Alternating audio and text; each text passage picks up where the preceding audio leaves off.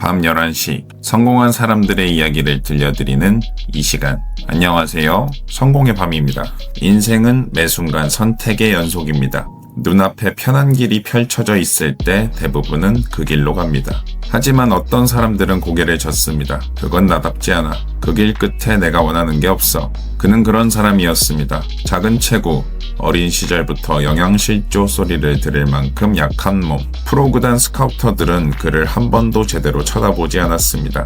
유럽 무대에서는 아시아 선수라는 꼬리표만으로도 벤치가 기본이었습니다. 언어 장벽, 문화 충격, 부상, 경쟁, 모든 게 그를 밀어냈습니다.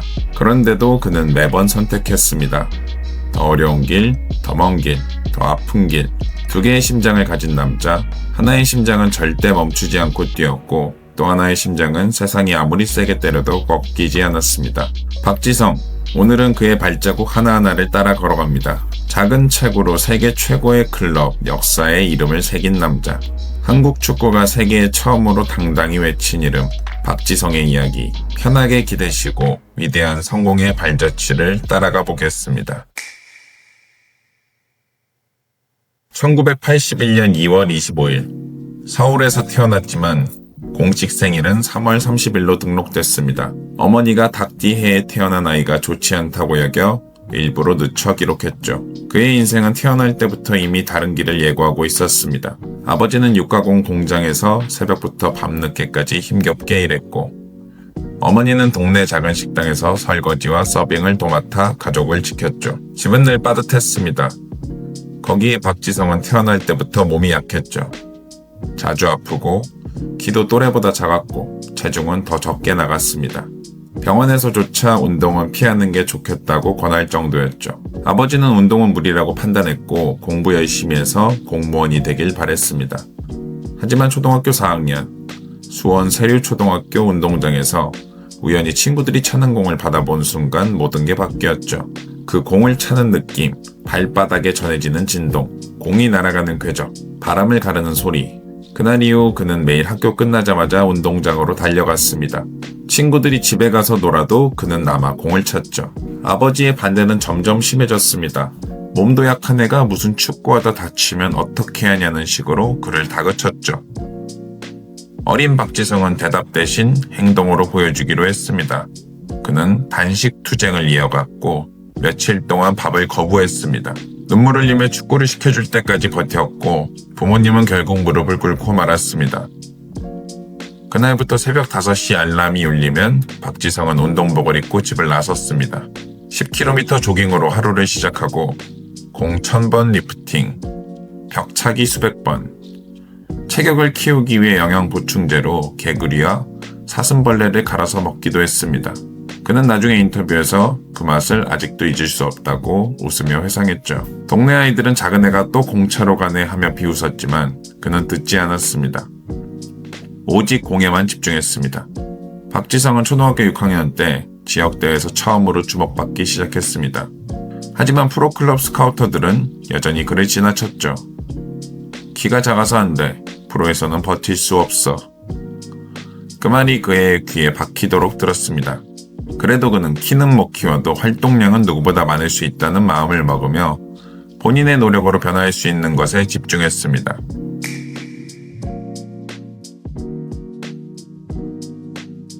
중학교에 올라 안용중학교 축구부에 들어갔습니다. 매일 새벽 5시부터 밤 10시까지 훈련. 러닝 15km, 웨이트 트레이닝, 드리블 연습, 패스 연습, 전술이해. 감독님은 그의 활동량을 보고 이 애는 진짜 미쳤다고 했습니다. 하지만 체격 때문에 여전히 주전 경쟁에서 밀렸죠. 고등학교는 수업공업고등학교. 이학종 감독을 만난 게 그의 인생 두 번째 전환점이 되었습니다. 감독은 처음부터 말했습니다. 너는 작지만 네가 가진 건 속도와 지능이야. 그걸로 승부를 봐. 네 활동량은 이미 유럽급이야. 그 말 한마디가 박지성에게 날개를 달아줬습니다. 고3 때 전국 고교 축구대회 우승, 팀의 핵심 미드필더로 맹활약했습니다. 하지만 K리그 드래프트에서 이름을 불리지 않았죠.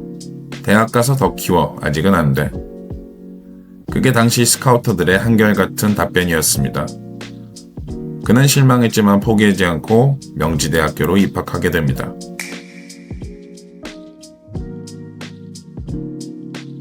명지대 1학년 대학리그에서 주전 미드필더로 활약하며 이름을 알렸습니다. 그때 허정무 감독이 올림픽 대표팀 훈련에 그를 불렀습니다. 훈련장에서 그는 처음으로 내가 할 수 있구나를 느꼈습니다. 유럽급 활동량과 지능적인 움직임이 감독들의 눈에 띄기 시작했죠.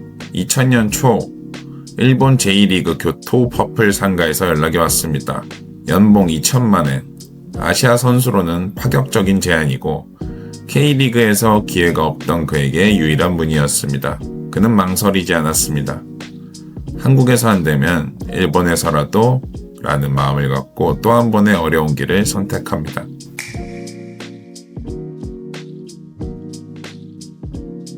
(2000년) 교토 입단. 첫 시즌 J2 우승과 J1 승격에 기여. 2001년 J1에서 38경기 3골. 천왕배 우승과 MVP 수상. 경기마다 그의 이름이 불렸습니다. 빠른 스피드, 끝없는 활동량, 정확한 패스. 일본 팬들은 그를 환호하기 시작했죠. 일본에서의 활약을 눈여겨본 히딩크 감독에게 대표팀에 발탁되어 2002 한일 월드컵 멤버로 뽑히게 됩니다. 그리고 전 국민이 하는 그 경기, 조별리그 포르투갈전. 후반 32분 패스를 받아 골키퍼와 1대1, 침착하게 왼발로 밀어넣어 1대0. 한국이 월드컵 4강 신화의 시작을 알리는 결정적인 골이었습니다. 그 골 하나로 유럽 클럽들의 러브콜이 쏟아졌고 그중 거스 히딩크 감독의 PSV 에인트호번이 그를 선택했습니다. 이적료 2천만 유로, 그의 유럽 도전이 시작됐습니다.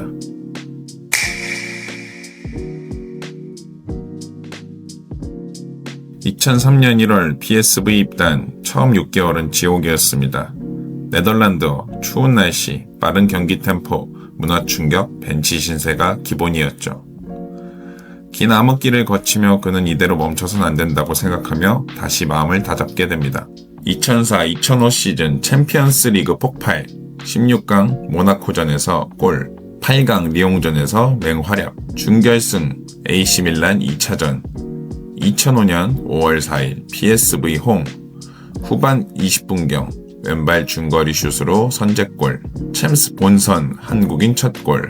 PSV는 3대1 승리 후 승부차기 끝에 결승 진출 실패했지만 그의 골은 유럽 전역에 울려 퍼졌습니다. 아시아 선수 최초 챔스 준결승골. 알렉스 퍼거슨이 그 장면을 보며 박지성을 데려와야겠다 마음을 먹습니다.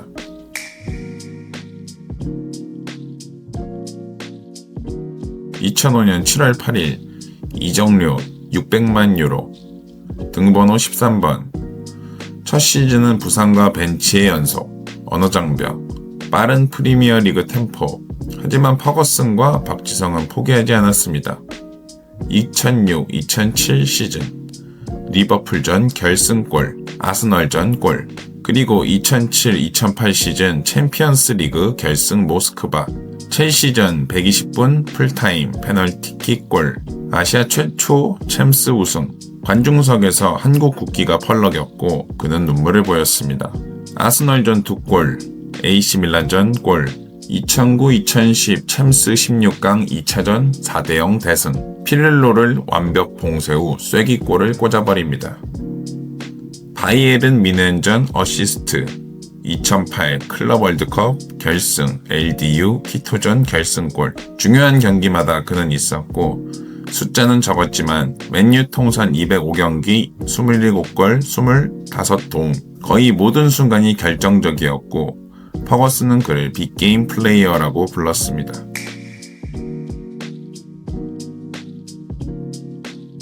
주전 경쟁 심화로 출전이 줄어들었습니다. 2012년 QPR 이적 후 부상과 강등, 2013년 PSV 복귀, 2014년 5월 14일 수원에서 열린 은퇴 기자회견. 무릎 부상으로 인한 최상의 경기력을 가져올 수 없다는 이유로 은퇴하는 것을 발표했습니다. PSV 마지막 경기에서 3만 명 팬들이 박지성을 연호하며 일어섰습니다.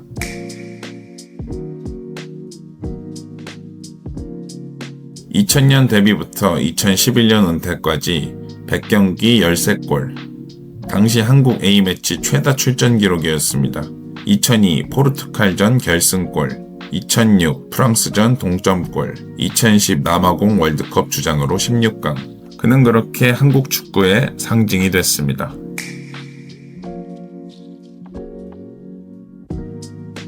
2014년 JS 재단 설립으로 청소년 축구 지원 시작, 맨유 글로벌 앰버서더, 전북 현대모터스 클럽 어드바이저, 강연, 방송, 책 출간, 수원의 박지성 축구센터 설립. 2026년 현재도 그는 여전히 축구장과 아이들 곁에 있습니다. 청소년 대회 방문, 후배 선수 멘토링, K리그 발전 프로젝트.